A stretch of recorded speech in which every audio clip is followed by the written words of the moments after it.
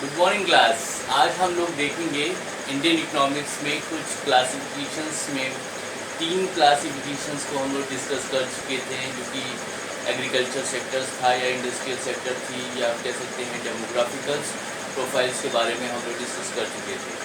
आज हम लोग देखेंगे कि कैसे हम लोग ऑक्यूपेशनल ऑफ स्ट्रक्चर्स का लेवल क्या था बिफोर द इंडिपेंडेंस, और इसमें ऑक्यूपेशनल्स मतलब सोर्स ऑफ इनकम के हमारे ज़रिए क्या क्या है।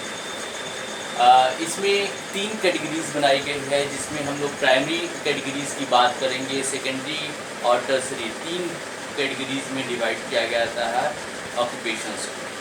प्राइमरी कैटेगरीज में जो हमारा इन्वॉल्वमेंट था, इकोनॉमिक इन्वॉल्वमेंट देखा जाए तो 72% का था, जिसमें हम लोग कह सकते हैं जो प्राइमरी सेक्टर्स में जिन सेक्टर्स में हमारा इन्वॉल्वमेंट था वो था एग्रीकल्चर्स लेबर्स या फॉरेस्ट्री, फिशिंग्स या एनिमल हस्बेंड्री या प्लांटेशंस या माइनिंग।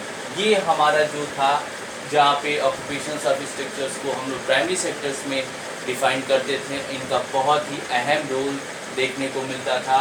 और हमारा जो इंगेजमेंट ऑफ ऑक्यूपेशंस का रेशियो था वो 72% का था, जिसमें हम देखा जाए एग्रीकल्चर्स में हमारे जो इन्वॉल्वमेंट थे वो 50.7% का इन्वॉल्वमेंट देखा जाता था। और उसके बाद एग्रीकल्चर्स लेबर्स की बात करेंगे तो उनका इन्वॉल्वमेंट 19.7% का इन्वॉल्वमेंट देखा जाता था। फॉरेस्ट्री, फिशिंग्स, एनिमल हस्बेंड्री और प्लांटेशंस में हमारा जो इन्वॉल्वमेंट था 2.4% का इन्वॉल्वमेंट था, जो कि बहुत कम था। अगर एग्रीकल्चर से कंपैरिजन करें तो इसमें तो कम था, लेकिन ये सब कहीं ना कहीं इन्वॉल्वमेंट प्राइमरी सेक्टर्स के थे। और माइनिंग में हमारा जो इन्वॉल्वमेंट था 0.6% का हमारा रेशियो इन्वॉल्वमेंट था, जहाँ पे ऑक्यूपेशन जनरेट होते थे, जहाँ पे सोर्स ऑफ इनकम के ज़रिए होते थे इकोनॉमिक डेवलपमेंट के पॉइंट ऑफ व्यू से। ये था हमारा प्राइमरी सेक्टर्स। अब हम देखते क्या है सेकेंडरी सेक्टर्स। एक ऐसा सेक्टर्स माना जाता है जिसमें हम लोग कंस्ट्रक्शंस और कह सकते हैं कि कंस्ट्रक्शंस या हम कह सकते हैं इंडस्ट्रियल्स इन्वॉल्वमेंट को उसमें कंसीडर करते हैं। हमारी कितनी इंडस्ट्री लगती है, किस तरह से हम लोग कंस्ट्रक्शन करते थे, उसका इन्वॉल्वमेंट हम लोग इसमें सेकेंडरी सेक्टर्स में देखते हैं, जिसमें चाहे वो छोटे और बड़े दोनों लेवल पे जो भी इंडस्ट्रीज़ हम लोग लगाई जाती थी उनका रेशियो देखेंगे कि क्या था।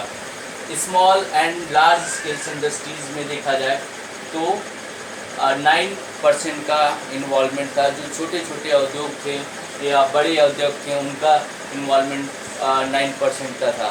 और फिर देखा जाए बिल्डिंग एंड कंस्ट्रक्शंस में 1.1 का रेशियो था, जो कि बहुत कम था। हम लोग बिल्डिंग और कंस्ट्रक्शन पे बहुत कम ध्यान देते थे।